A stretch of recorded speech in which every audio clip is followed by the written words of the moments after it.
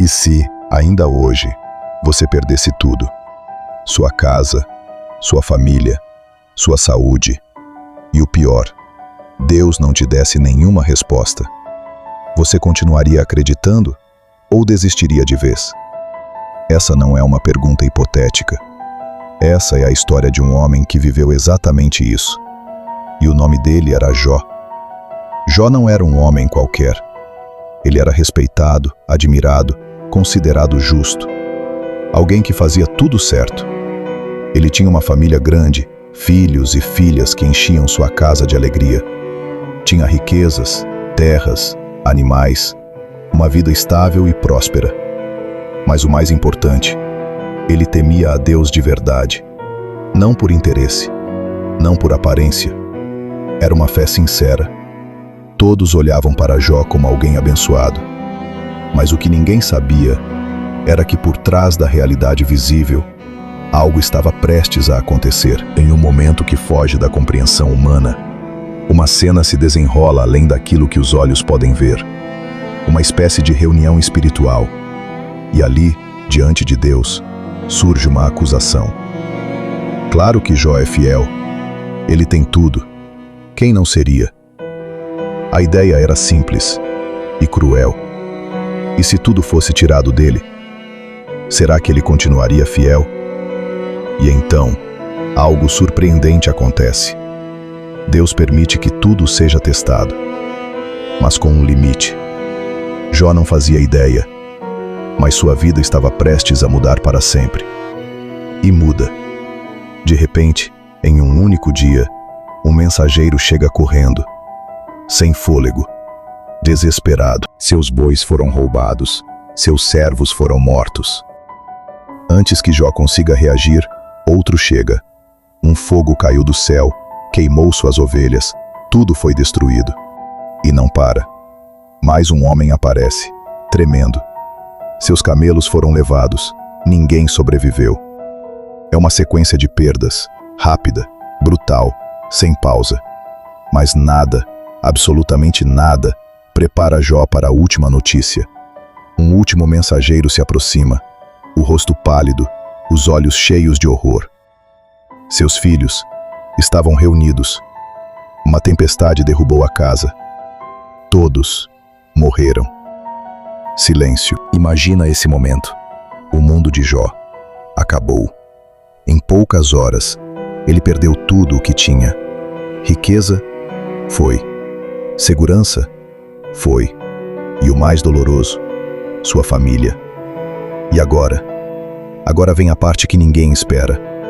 Jó se levanta, rasga suas vestes, cai de joelhos e diz algo que ecoa até hoje. Eu não trouxe nada quando nasci, e nada levarei quando morrer. O Senhor deu, o Senhor tirou. Bendito seja o nome do Senhor. Como alguém consegue dizer isso depois de perder tudo? Mas a história ainda não acabou. Porque mais uma vez, aquela discussão invisível continua. Ele ainda é fiel. Mas toca na saúde dele, e você vai ver. E novamente, é permitido que Jó seja testado. Agora, de uma forma ainda mais cruel. Seu corpo começa a se cobrir de feridas, dor constante, chagas abertas, da cabeça aos pés. Ele não consegue descansar, não consegue dormir, não encontra alívio. O homem que antes era admirado, agora está irreconhecível. Sentado no chão, isolado, quebrado. E como se não bastasse, até quem estava ao lado dele começa a desmoronar. Sua própria esposa olha para ele e diz: "Você ainda continua firme?" Amaldiçoa Deus e morre. É o ponto mais baixo, quando até quem deveria apoiar, desiste. Mas Jó responde: "Você fala como alguém sem entendimento. Se recebemos o bem de Deus, por que não aceitar também o mal?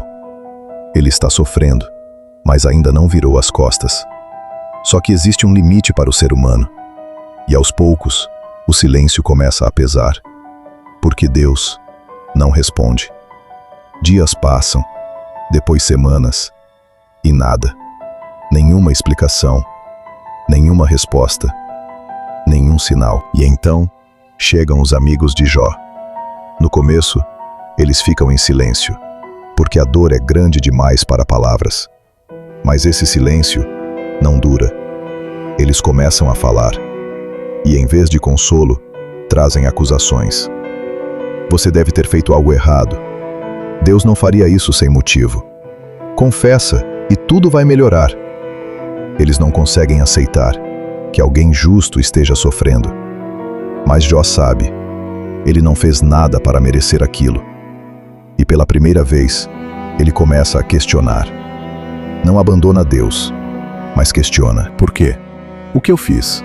Por que estou passando por isso? É honesto? É humano? Ele sente dor, sente confusão, sente revolta, mas ainda assim, não desiste completamente. E talvez essa seja a parte mais real dessa história, porque a fé de Jó não é perfeita. Ela é testada, pressionada, quase quebrada, mas não destruída. E o tempo passa, e o silêncio de Deus continua, até que, finalmente, algo acontece. Não vem uma resposta simples, não vem uma explicação direta. Deus fala, mas não como Jó esperava. Em vez de responder o porquê, Deus começa a mostrar quem Ele é. Você estava lá quando eu criei o mundo? Você entende como tudo funciona? Você controla o universo? É como se Deus dissesse, você não vê tudo, mas eu vejo. E naquele momento, Jó entende algo profundo.